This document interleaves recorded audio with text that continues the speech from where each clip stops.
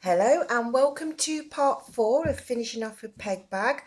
I've sewn all my ends in and I actually did get to the end and I thought, oh, I know I told you just to stop. I'm just going to undo that stitch there. I told you to stop on the edge. So where I've got my stitch running up there, where I've been doing my join, what I actually did is I actually did my single crochet and I did a chain 1 just to lock off the end.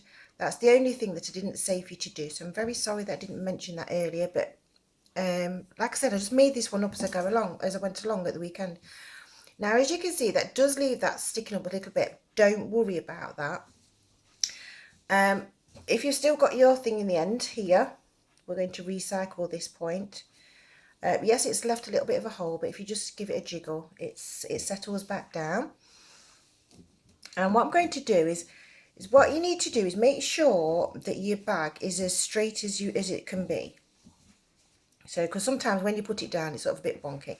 So you want to try and make sure it's as straight as it possibly can be, so that you've got everything in the right place. I like to just give a quick check with the tape measure. So I'll say, oh yeah, I've got 5 inches that side, 5. Well, it's not actually. It's 5 and just 1 underneath, yeah, and 5 and 1 underneath on mine. Your tension might be slightly different.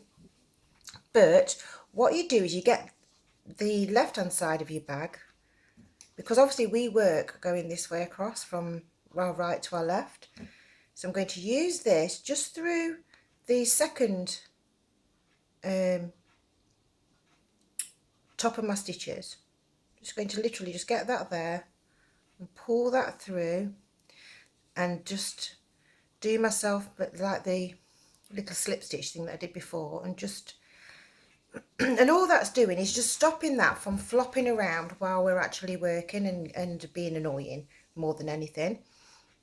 And then what we're going to do is because I've got 5 stitches on mine here, you might have 4.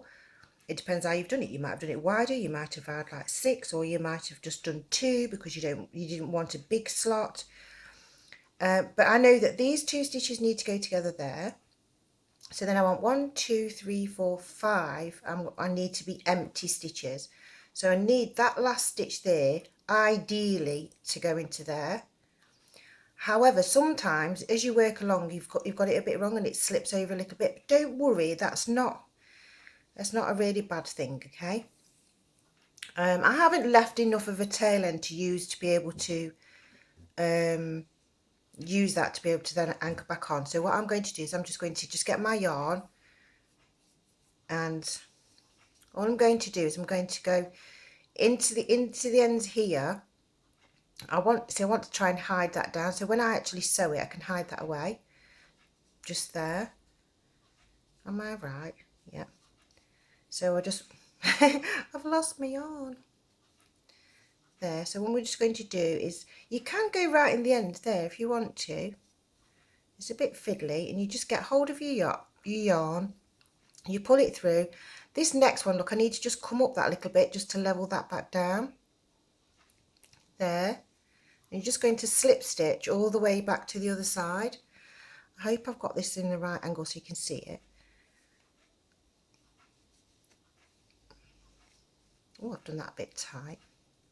And just going to like when we've done our other things, when we've been joining together, if you've done those, we're just literally marrying up the stitches. If this is the first time you've ever done this, then it does look a bit awkward the way that I'm doing it, but that's just because I've got a table underneath me. I haven't got my work sitting comfortably like you do when it's on your knee. Okay, and all I'm going to do is just slip stitch into my stitches all the way across to the other side.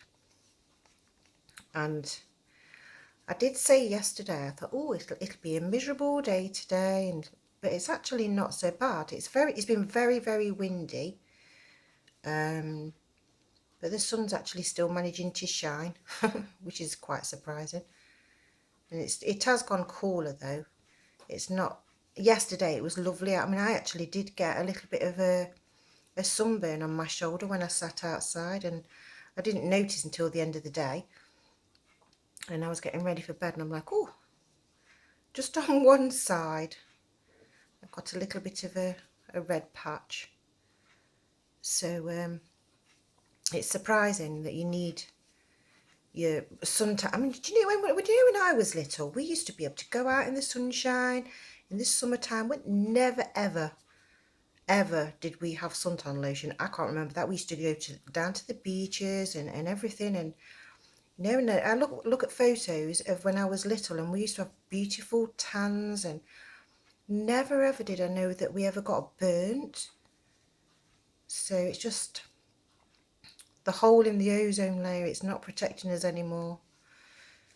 It's like it's saying to the children, is if you're in Star Trek and you're in your ship, it's like, Scotty, the shields are down. That's what I feel like that's going off at the earth at the minute, that all our shields are down and we're not being protected from everything. But that's just another one of my things. Now, as you can see, as I've done it, I've got 1, 2, 3, 4, 5. I've actually ended up with 6.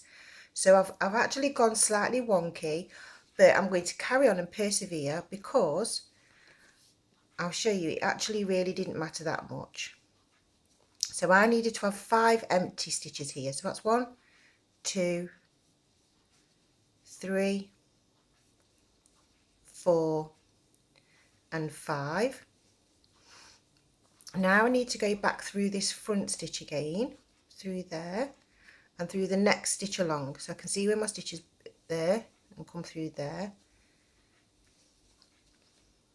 and we'll just slip stitch all the way to the end. Now this is the easy bit. So the other side, it is a little bit fiddly, and I did wonder whether I should actually like do it the opposite way around, and like do my stitches at, like start from this side and have my work the other way around. But it didn't make any difference. It's still, it's just that way that it falls as you fold it over and you work your stitches through. So, and like I said, I just made this up over the weekend. I didn't, it wasn't a particular set pattern or anything. It was just my peg bag broke, and like, right, I need a new one. And I liked mine. My old one was a cotton one, and it had the vertical opening, and I like that. And so I was like, right, okay, then I'll just make a crochet one, the same sort of style, but just in crochet instead of cotton. And I know it's a lot more expensive, and than going and buying a cotton one. I can just go down the road and I can go and get one that's been made, run up in 5 minutes, and it'll cost me a couple of pounds. But I've had the absolutely most loveliest feelings of pleasure in making this one. I love the colours of this particular one. And then into the end there, just do a stitch there, and I'm going to cut off my yarn there.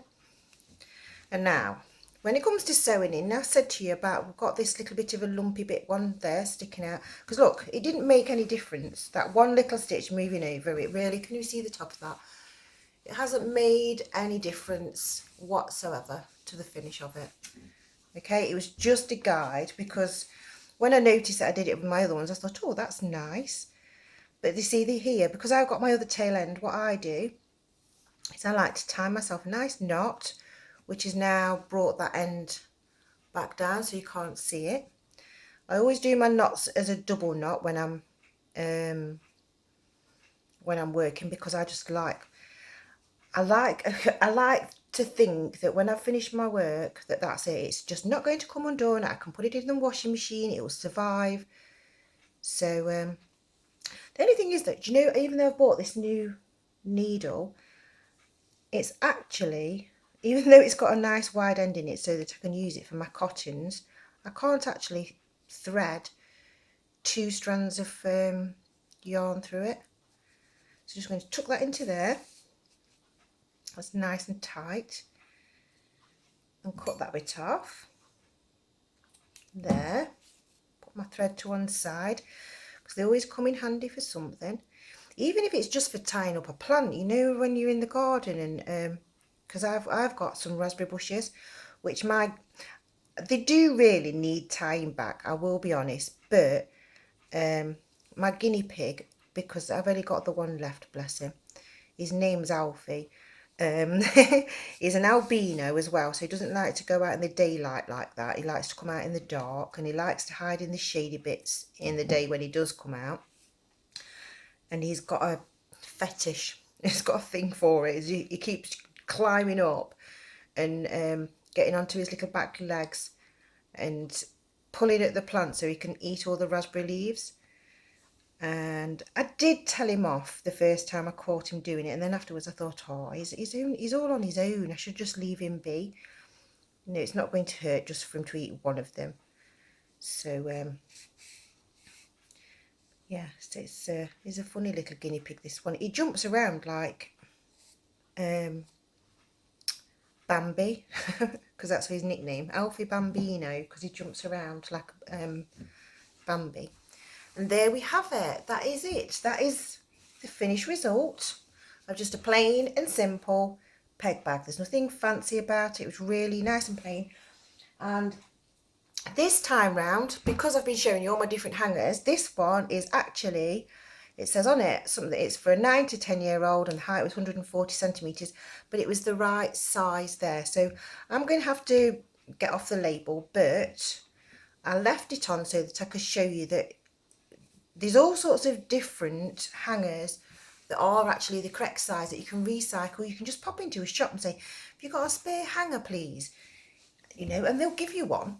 They don't normally charge you for things like that. So there you have it. That's the actual finished peg bag. So that's my anniversary videos all complete. So I hope that you've liked them, and I've been very, very good and not whinged about Dr. Potter and my history and everything else. So, but I will talk to you a little bit more about that in another video. And as I promised, a lady called Kat, I'm going to show how to make the tick. Yeah, in the next video, and the stars, which actually looks quite nice on the peg bag. Could have it in the corner, couldn't you? Could you imagine it if Nike made a peg bag? The strongest peg bag in the world, because it'd be waterproof, windproof, everything proof. And the hanger, see, if somebody could invent a hanger that was like everything proof, to make sure that, you know, because obviously this at some point this is going to break, but, you know, this is the weakest point of my peg bag.